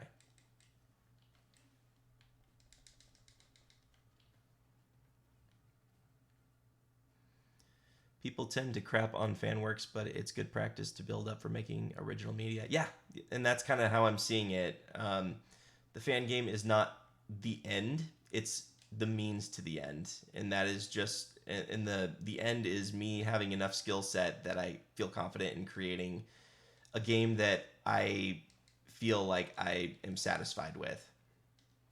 And I don't know how long that's going to take. Coding is not my love language. It's very difficult for me. I've always been more of a visual arts type of person. That makes sense to me. Coding, less so. But at this point, I've seen it enough that I can kind of, when I am reading some C sharp in the bumper engine code, I can understand, I can piece together what it means and what it's supposed to do. But when it comes time to creating something out of nothing, that's still where I'm getting hung up. Um, and I'm getting better over the course of time. And as I figure out um, more and more about the language, I'm able to kind of intuit, okay, like maybe this is the type of thing that I need, or maybe this is the specific piece of code that I need to reference in order to accomplish what I need to accomplish. But it is tough. It really is tough. I think it's tough for everybody. But for me specifically, I think that it just does not come very naturally.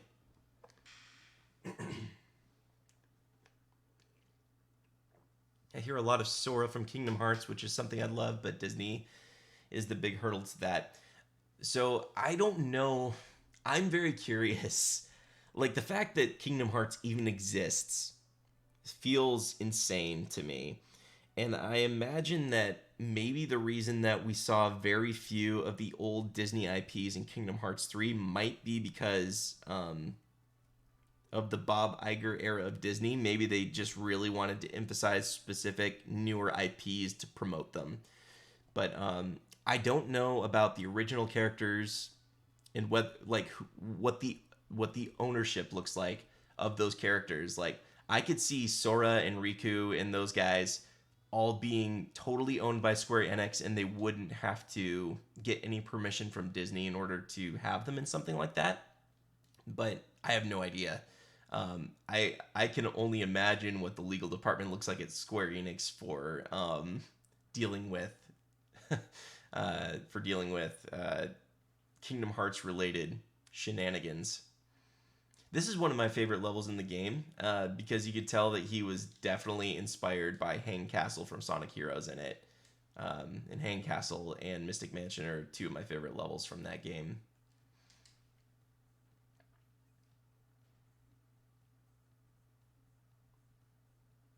Dante and Travis touchdowns are the name I hear thrown out there the most. Don't go looking as often as I used to. Dante would be great.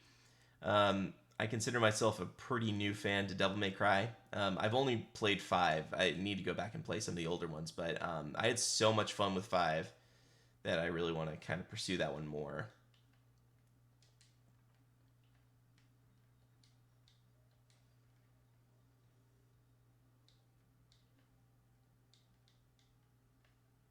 Yeah, there's some clever mechanics or platforming mechanics in here, or just kind of little things that as I'm learning Unity and Bumper Engine, which is built off of this engine, the Hedge Physics engine, I'm just like, oh, that's really clever how he did that, or like how he was able to do like a static camera that rotates and stuff. It makes me want to learn how to do this.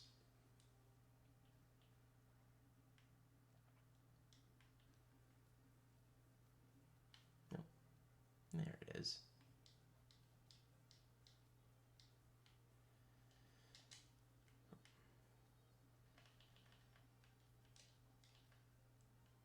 Another great song too. Very funky.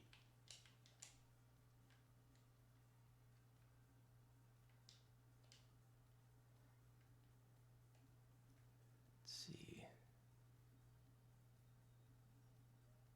The aesthetic kind of reminds me of the last level of Klonoa too. For anyone who's played that one, Klonoa is one that I have. I'm ashamed to admit I've never touched because I feel like I would have I probably would have gotten into that as a kid. I remember as a kid there was a gas station near where I used to go to school, and they had a little video game rental section, and I would always see the cover for Klonoa 2. I'm like, man, that looks super cool. That looks very Sonic-y. And but I didn't own a PlayStation 2, and so I never got around to playing it. Nowadays, I feel like most people say that Klonoa 2 is kind of the black sheep of the series, so I don't know if I would have enjoyed it. I do have a Wii snuck around here somewhere though, so maybe one of these days I'll see if I can track down the Klonoa 1 remake.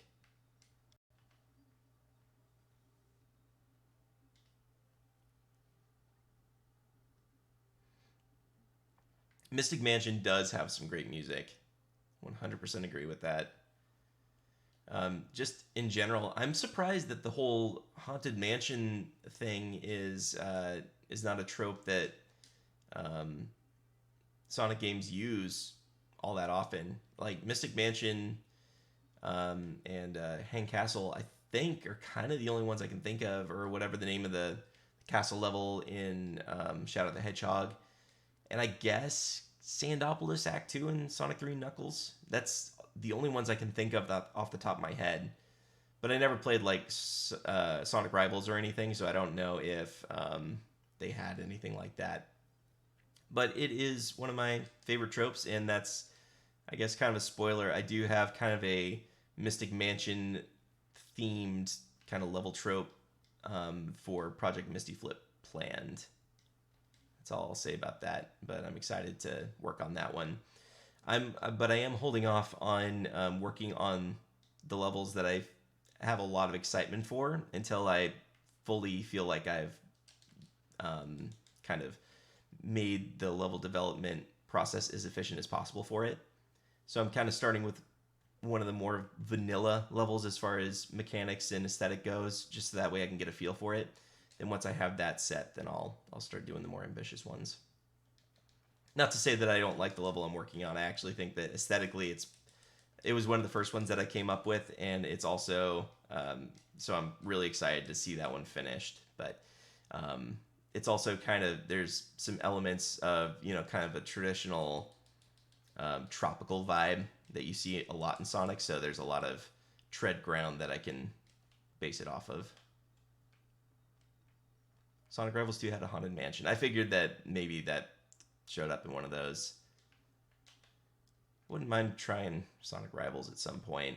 I don't know if I would super get into it, but those are some of the games that from the era.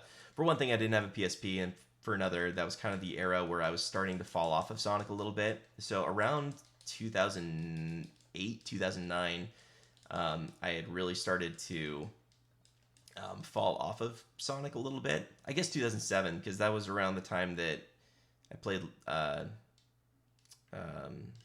What was it? Oh goodness.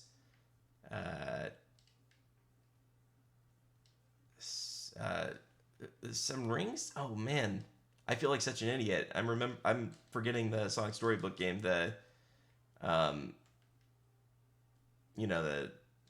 Arabian Nights one. Why am I? Oh, I never space on this. Secret Rings. Goodness gracious. Secret Rings was the last new Sonic game I played for quite a while. I played it when it came out, and then I kind of stopped playing them for a while. And it wasn't until the hype for Sonic 4 started that kind of got me back into it. And it was actually, the subsequent disappointment of Sonic 4. And but it was after that I ended up joining Sonic Retro, and actually that was the first time that I really was a part of the online Sonic community. So that kind of brought me into the fold a little bit, and that's kind of what got me back into the series.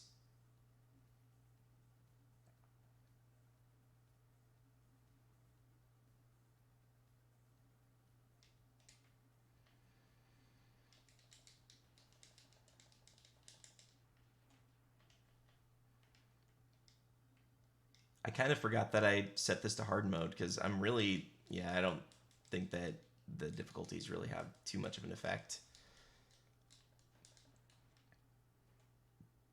Like, I'm not super good at this game, but I don't think I'm having too much more of a difficult time than I did last time when I played on normal.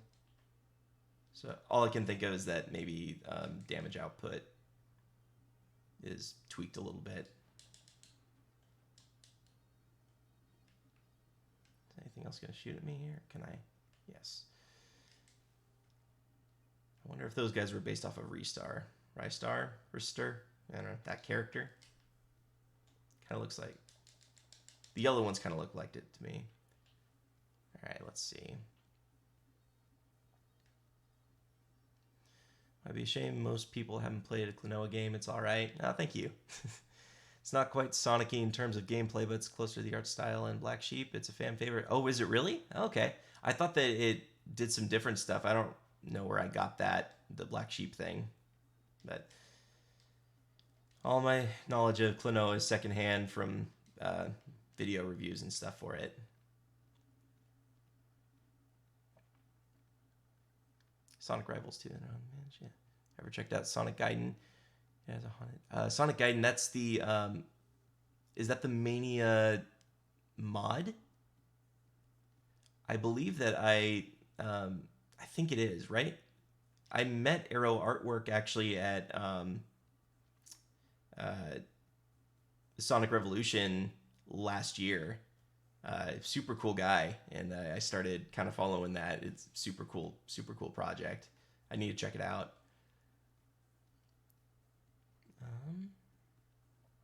So I've been meaning to ask you, what's your opinion on Sonic's social media page? It's very controversial, specifically the self-deprecation humor and memes. I think that it is fine. I think the problem is that the games themselves don't offset the amount of humor that the social media does. Because for any other brand, it would be fine. And I don't think that there's anything wrong with just adhering to memes, specifically in social media, because social media is just kind of promotional and trying to get the brand into the headspace of as many people as possible by any means necessary. So I have zero problem with social media doing that, but the problem comes in when there's not enough of the counteraction of that in the games themselves. Like, if the games themselves don't take themselves seriously and no facet of the brand is taking itself seriously, and seriously doesn't necessarily mean like hardcore, oh, seriously, like serious story, but like if the brand itself is not representing itself with some sort of kind of, it's hard to describe, but just kind of guess not self-deprecating stuff anywhere, that that's when it becomes a problem. The Rivals games are all right in my opinion, not bad, not the best. Okay, yeah, I mean, like, it's been on my list forever. I'll definitely check it out when I can. What do you think of Infinite, his design, what you liked about him, what you hated about him, and how he could have been better? I thought when that trailer dropped, when they showed him, I'm like, oh man, we're finally getting an interesting looking new villain. I loved his design. I didn't hate the concept behind him. I didn't even hate the whole I'm not weak thing. I thought that it was kind of interesting that this kind of like cool and collected character actually was kind of super insecure, and all it takes is being bullied by Shadow for him to go crazy. I think that's kind of entertaining. But he was underutilized in the game itself, and his lack of ending was just totally mishandled. Like, where did he go? Like, did he disappear for whatever reason? Or, like, is he still around? Like, there was nothing conclusive about his character at the end of that game. And it didn't feel like the inconclusiveness was intentional. It felt like a mistake. It felt like something was cut. So I definitely think that was, they dropped the ball on Infinite there.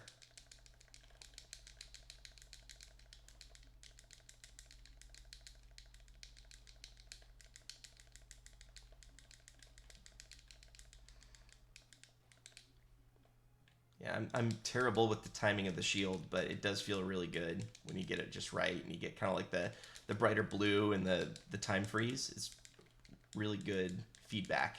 Yeah, I like that.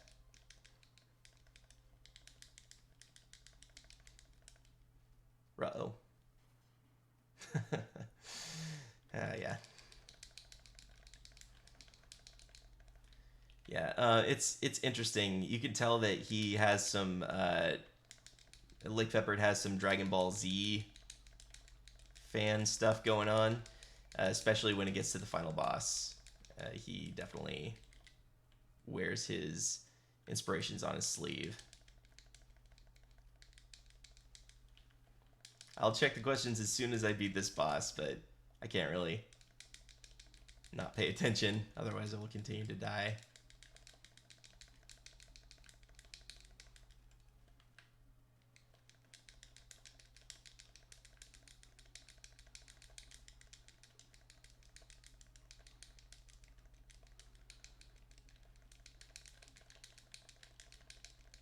Oh, that's funny. It let me keep um, hitting her even though it was technically kind of a cutscene. Just dash, attack, and block. Oof. She hits hard. Yeah.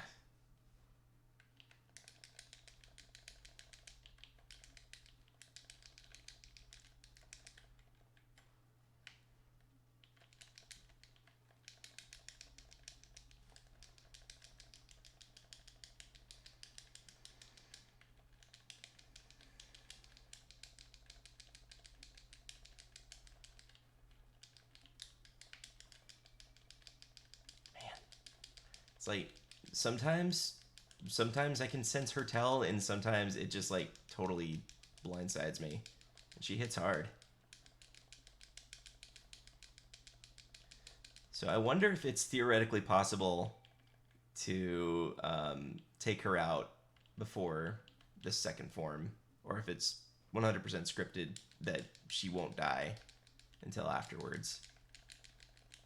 Because like since I can still attack her during that cutscene portion, I'm wondering if like I could continue to do it while she's making the transition to their second form. Or not me, rather someone who's actually good at the game.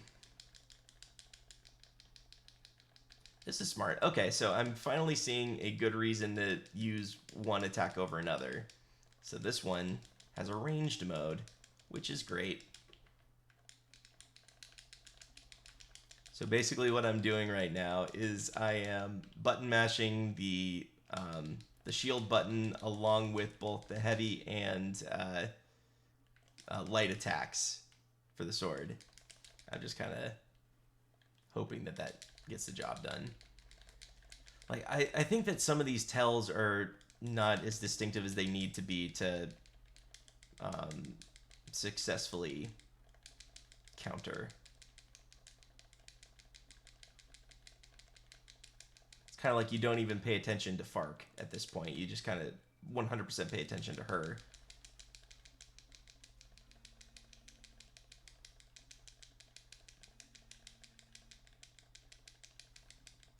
Yeah, because I can get her. Whoa.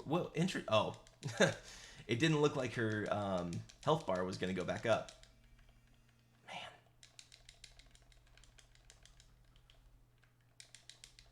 I don't think.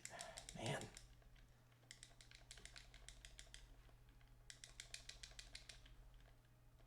I might wuss out and switch down to normal just so I can get past this. I don't have much pride in my ability to play games. I'm fine not not succeeding. I wonder if it automatically works or if I have to die first in order for it to reset.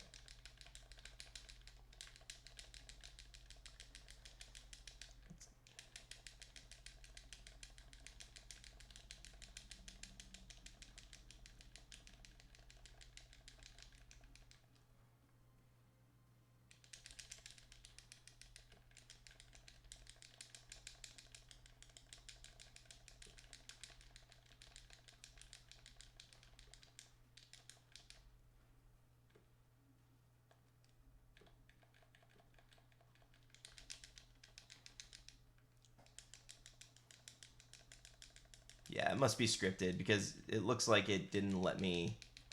It wasn't going down any further that time, so maybe I hit the limit to how much she could be damaged in that phase.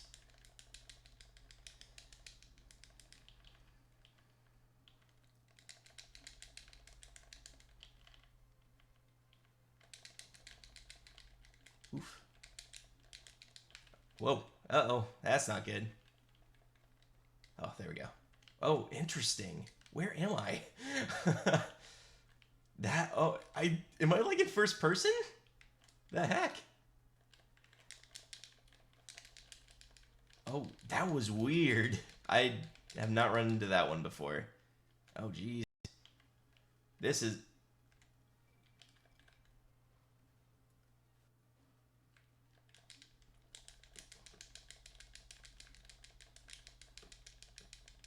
See you later, Destiny Lord. It's good talking with you.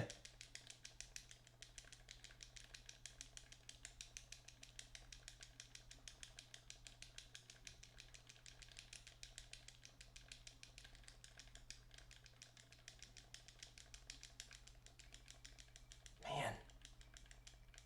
I can't even... That's so weird. It's a really powerful attack. I might just pause it here and just keep talking with you guys.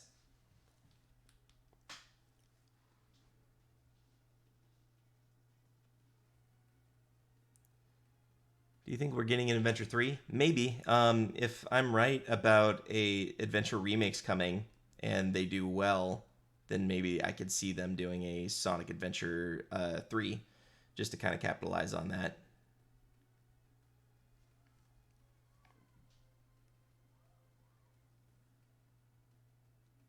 I remember all those theories where Infinite was Buddy Hero, OC's best friend turned villain.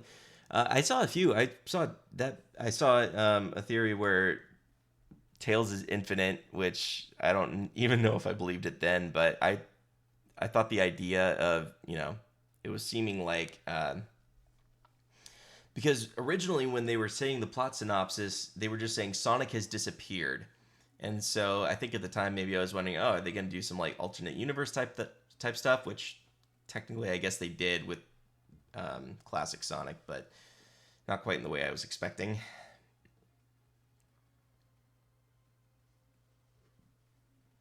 If a squad of stormtroopers fired on a group of red shirts, what would happen? Okay, so my theory about that, and apparently The Mandalorian has made this theory inaccurate because apparently there's evidence of them shooting at something and totally missing in The Mandalorian. But my theory used to be that in the original Star Wars trilogy, when stormtroopers were missing, it was always intentional because when they were shooting and missing in the Death Star, the whole thing is that Darth Vader had put a tracking device on the Millennium Falcon and they were going to lead them to the Rebel base. In Empire Strikes Back, when they keep shooting and missing, they were again tracking, or they had disabled the hyperdrive, and so they were okay with them getting away. And then they also were trying to lure Luke there, and so that also makes sense to me. And then in Return of the Jedi, if I recall correctly, they, I don't know, I think Palpatine was just kind of sadistic and he wanted to make them believe that they were doing well until they weren't anymore when he revealed that the Death Star was still functional. So my theory always was in that original trilogy that whenever we saw stormtroopers shooting at the heroes, they were ordered to make it look real, but not to actually hurt them.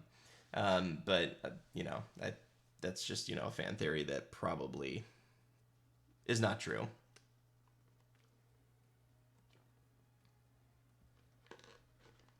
How do we fight a system that's against us? Crying my eyes, I'm angry, demoralized, powerless. I mean, that's a deeper question than I really know how to even begin to address. If you're feeling that kind of hurt and stress and anxiety, I'd really recommend, seeking out a counselor. Counselor has been super helpful for me for my anxiety. I personally am a Christ follower, and so I've got that that I can kind of rely on as well. And then beyond that, just finding people that you can confide in that can help you. Beyond that, I really don't know how to answer that, and I'm not prepared or equipped to be able to answer that for you. Xmish 16. I'm sorry.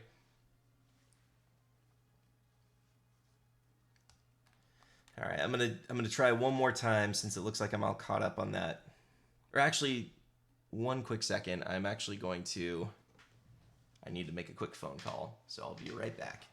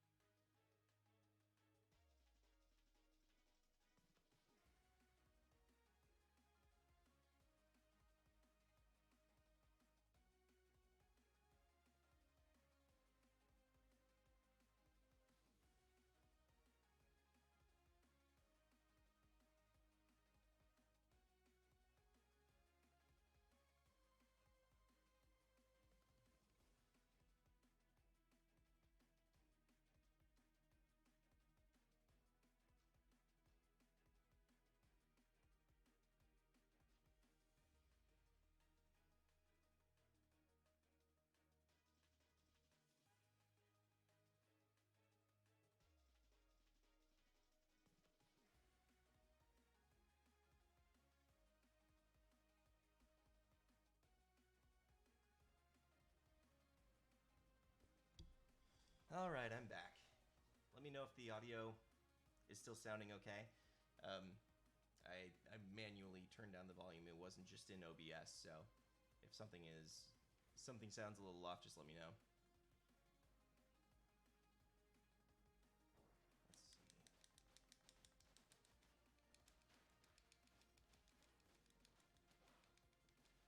Let's see if I can actually pull this off.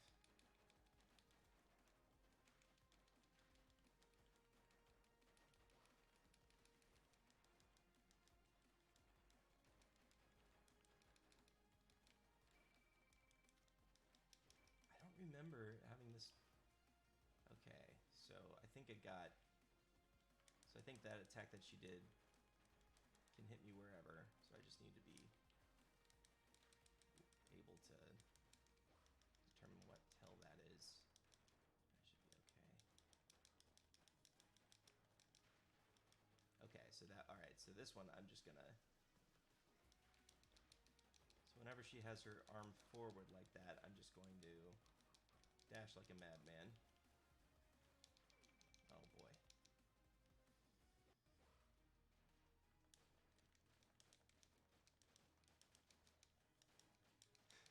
All right, have a good night, Xmish, and Yeah, I know. 1 FPS gameplay. I wish that there was something I could do. I have no idea what's causing it.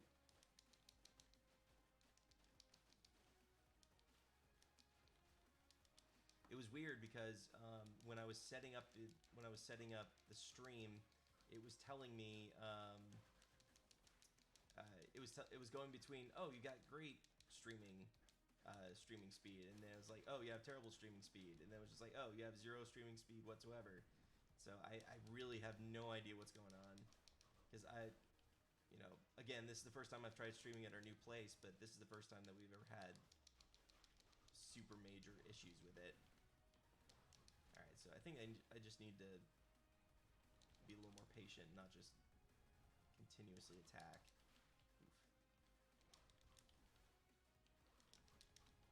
Because if I dodge more than I attack, chances of her actually... Oh, boy. What is this? Oh, boy. I did not run into this glitch before when I played.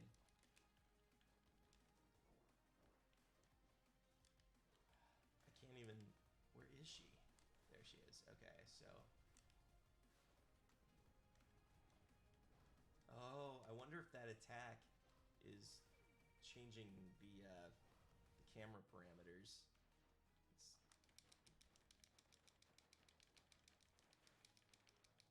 Yeah, I don't think that was in the original one, so I wonder if one of the newer patches since last time I played may have introduced that bug.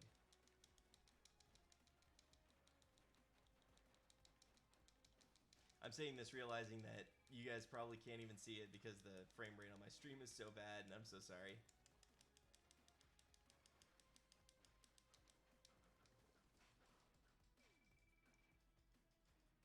Huh. Alright, let me try one more thing. Because I'm lazy, and I don't want to rise to the occasion.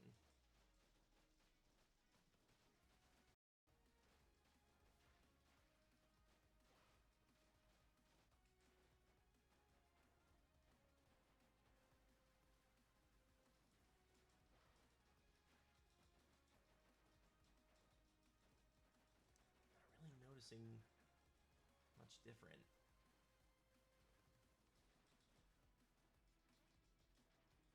Yeah, I feel like that kind of insta-kill attack that she's using really doesn't have a distinctive enough tell for me to be able to determine when she's starting it. And it takes off a lot of health when she does.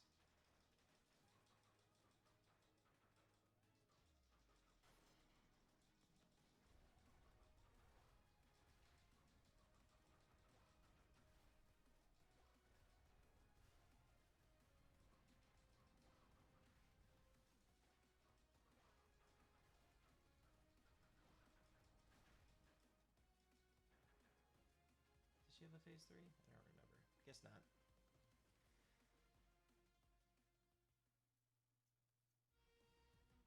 Woo. Alright, I'm not sure. I don't know how much you guys are up for. I'm willing to keep doing this for a while, but I probably won't try the game much longer. Just because it seems to be a lost cause today. But maybe we get some cool music in the background again. Oh yeah, this will work. What's your favorite team in Sonic, including the Babylon Rogues? Team, huh? I like Team Chaotix a lot. Again, I would love to see like a point-and-click adventure game with them. I think their dynamic is a lot of fun.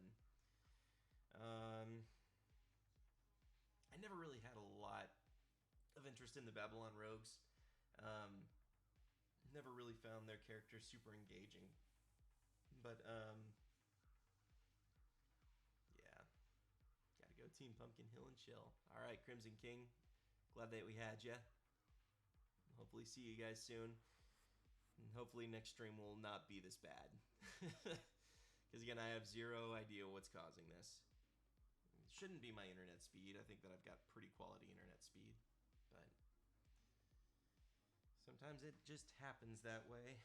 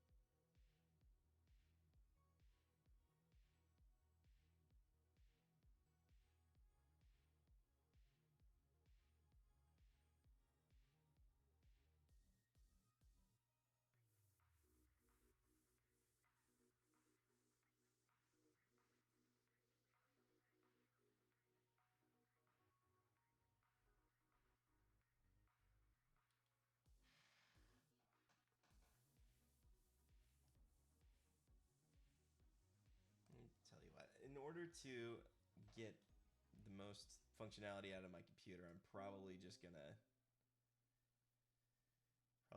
close out of the game because I won't be able to do too much with it anyway. But I'll go ahead and put on my usual backgrounds and my usual background music. I haven't closed out of it. So then there's a little more going on than just the still screen.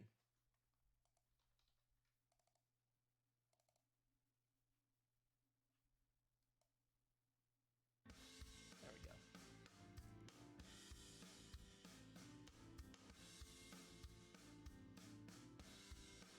Oh, which one's your team of choice? Babylon Rogues or Team Chaotix?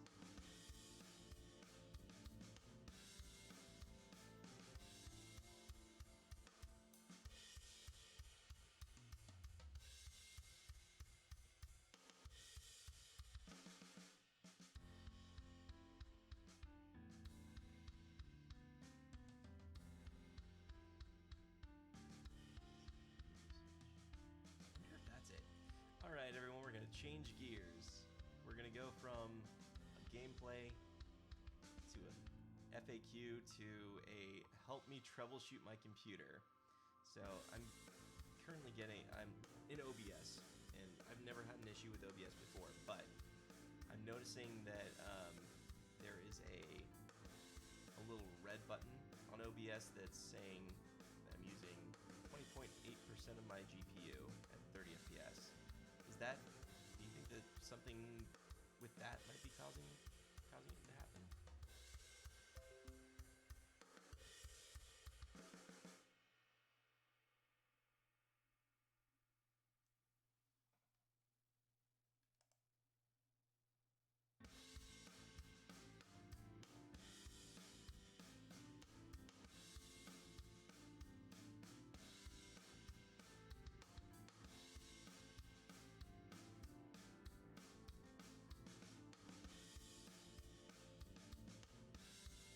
Team Chaotix is pretty great.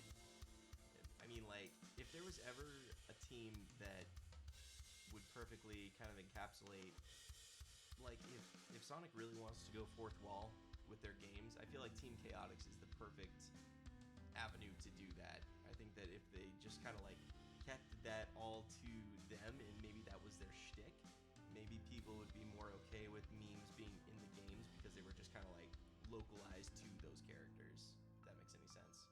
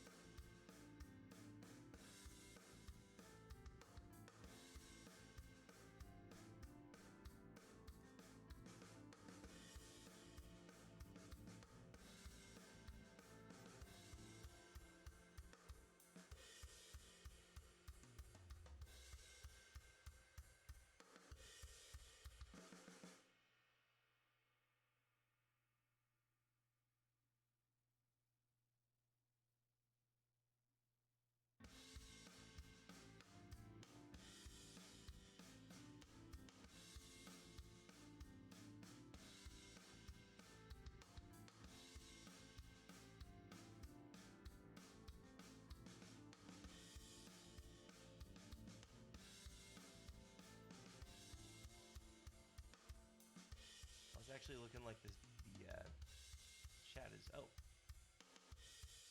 Wasn't there a missing Chaotix member other than Mighty I Mean? Honey the Cat or something like that? Honey the Cat was never part of Chaotix. She was technically not even a real character until...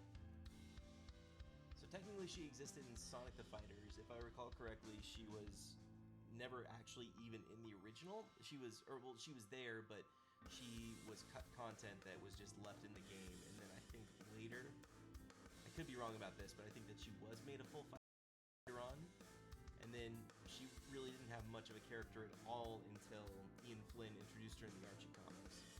But she was supposed to, I think, be like a Sonicified version of a Fighting Vipers character, I want to say, because Fighting Vipers was the game for which the engine that Sonic Fighters was running on was created for.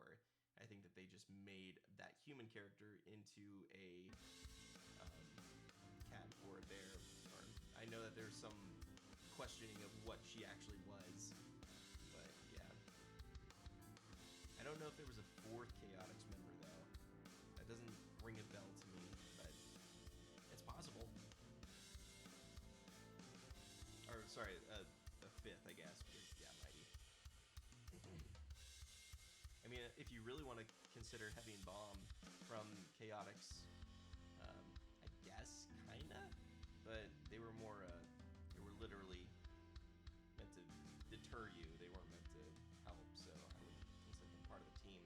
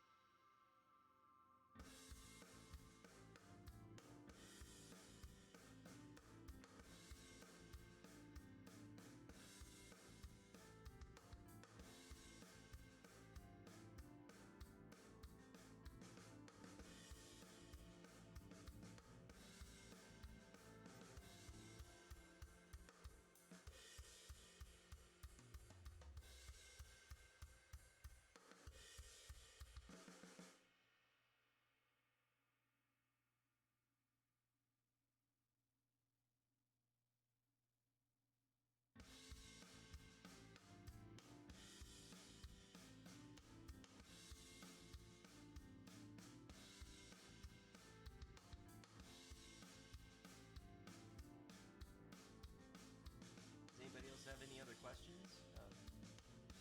Right on cue. Do you think Big could use the Soul Emeralds to go burning?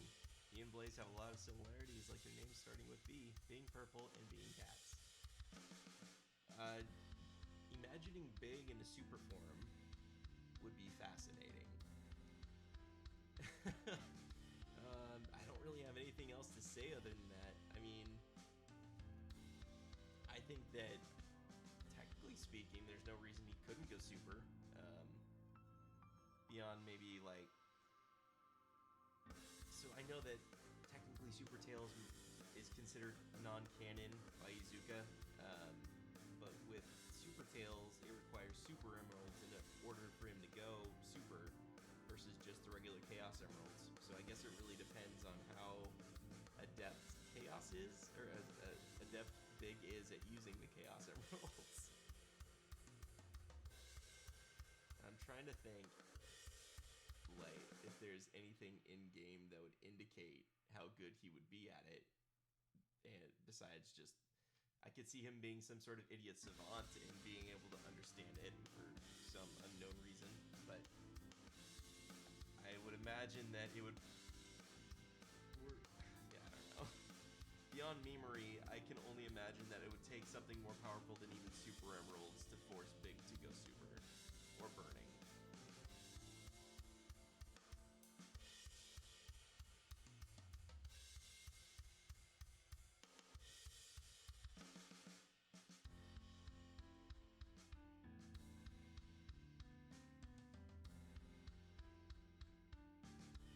By all means, do so. I would love to see a Burning and or Super Big the Cat.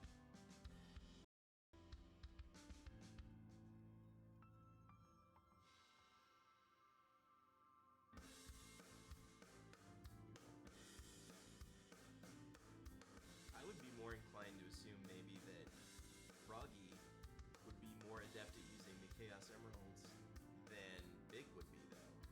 For one, he swallowed one. And for the other, at some point, he had drank Chaos and got in, like, it actually manifested as a physical tail on Froggy. And so, maybe the fact that, like, he had some sort of biological effect from Chaos, maybe that would make him more adept at using Chaos Emeralds. That would be interesting. That's because while like most I cringed when classic and modern were split in separate continuities, part of me thinks it's the best choice now is to lean to that completely separate casts. So a while back I made a video called Classic versus Modern and the Case for Consolidation. And I still think that as far as just brand strength, having a single Sonic would still be the best choice. But since they've decided to go with the classic and the modern, it might just be best. Like, it's definitely best to keep them as their own separate gaming entities, as in, like, modern Sonic games don't include classic Sonic. Just for the sake of them being able to focus in and make the best games possible. Because the more different mechanics that you throw in there, the less time can be dedicated to actually finessing the gameplay and making it as good as it can be. But, yeah, I don't know necessarily if you need separate characters that are only dedicated to either the classic or the modern.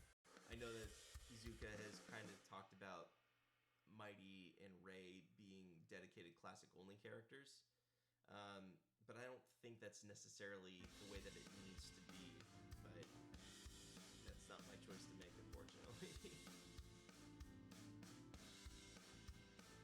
You want to see Super Big, and I direct you to some Call Me Johnny's Sonic Adventure review. I think I've seen that at some point. I know I've seen a Super Big at one point or another, but if I'm playing devil's advocate and trying to come up with canonical reasons for there to be a Super Big, I don't know if he would be capable of harnessing the power of the Chaos Emeralds. That said, it's always been super vague about what is required in order to use Chaos Emeralds. So I always just assumed that Sonic was just kind of naturally adept at using them, which is why you would be able to use Chaos Control in Sonic Adventure 2, even with Fake Emerald. But, yeah, I don't know.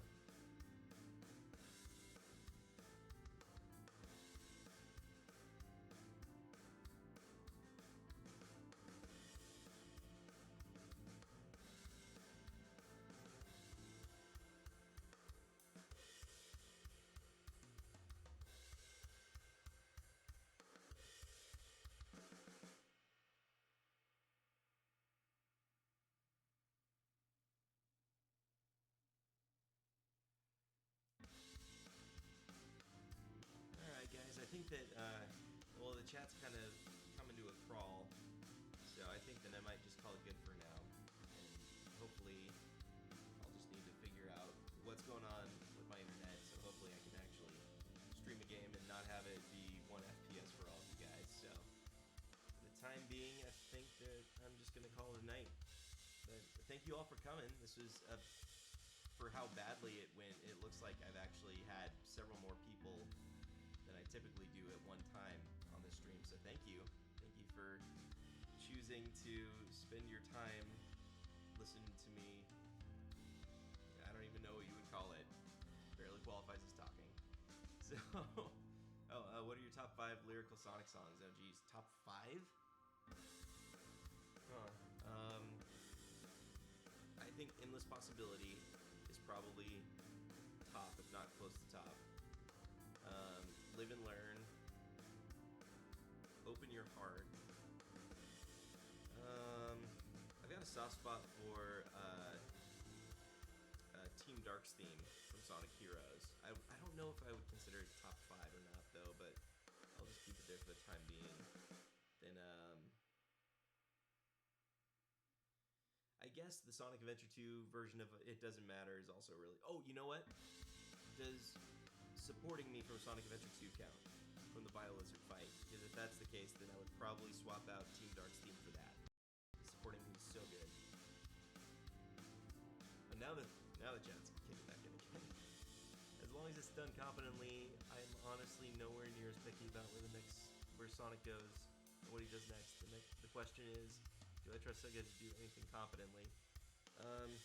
Yeah, I don't know. I want to hope the way that Sonic Forces went was kind of a wake-up call in terms of understanding what makes for a good Sonic game and a Sonic game with staying power. Because I don't necessarily think whether a game is considered good or not by fans will have as much impact as the staying power of the game. So like Sonic Forces, I just don't think has that staying power. it won't stay in the public consciousness long enough to impact the quality or the sales of the brand in general. Whereas Mania has proven that it has. So I think that's been a huge factor in why Mania is pushed so hard, because it sticks in the public consciousness a lot longer.